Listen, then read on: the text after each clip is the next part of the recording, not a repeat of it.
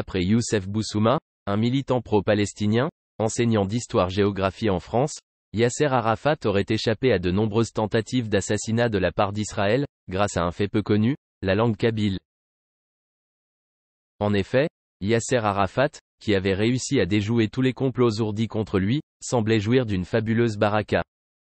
Pour rappel, les Palestiniens, à leur tête Yasser Arafat, se sont battus dans les années 70 en Jordanie, contre l'armée de Bédouins du roi Hussein, ou au Liban, contre les phalanges libanaises d'extrême droite, dirigées par les Guémayel, ou encore contre l'armée israélienne, lors des multiples incursions et invasions du Liban, dans les années 80.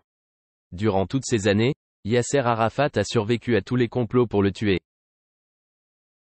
Plus particulièrement, la période de la résistance à l'invasion israélienne du Liban en 1982, contribua à forger la légende d'un Arafat insaisissable.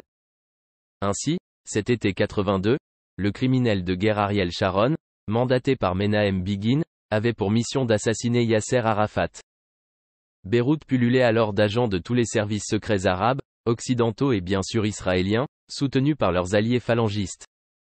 Durant le siège de Beyrouth par les Israéliens, Yasser Arafat se déplaçait sans cesse dans la ville, afin d'échapper aux agents et aux bombardements israéliens.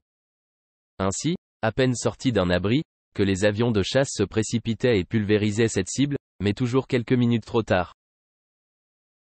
Alors, comment expliquer l'aptitude de Yasser Arafat à échapper sans cesse à ses poursuivants, sachant que ses propres forces de sécurité devaient faire face au Mossad, les services secrets qui passent pour être parmi les meilleurs du monde? En fait, le secret réside dans le commandement de la Force 17, qui était l'unité qui s'occupait de la sécurité de Yasser Arafat. Le nom de Force 17 provenait tout simplement du numéro 17 de la rue de Beyrouth où se trouvait son quartier général. Composé d'une centaine d'hommes, leur chef était des très proches de Yasser Arafat. C'étaient des combattants de la première heure, qu'il connaissait personnellement.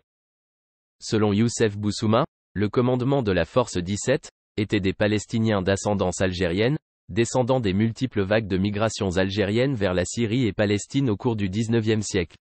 Or, nombre des membres de ces Palestiniens ont conservé leur langue d'origine, le berbère algérien. Comme ils avaient coutume parfois de parler entre eux en kabyle, ces officiers de la Force 17 avaient tout simplement établi un code de communication chiffré, basé sur la langue amazigh. Ainsi, ils ont pu longtemps déjouer les écoutes israéliennes. Les Israéliens qui partaient du principe que le cryptage et les différents codes des communications palestiniens étaient basés sur l'arabe, étaient perdus. Ils n'arrivaient pas à identifier la langue que les Palestiniens utilisaient. La présence de nombreux Kabyles en Palestine qui ont suivi l'émir Abdelkader est connue. D'ailleurs, il existe un documentaire sur les Kabyles de Palestine, réalisé par Tahar Rouchi, que nous vous invitons à regarder. الآن حرصن بقخام إنه تنسلينا رايضا تعرف أكنا نفقى نسن ولا جيني العالم سنتدس ده الزيري رقبي سيد الداك يسميس عطوش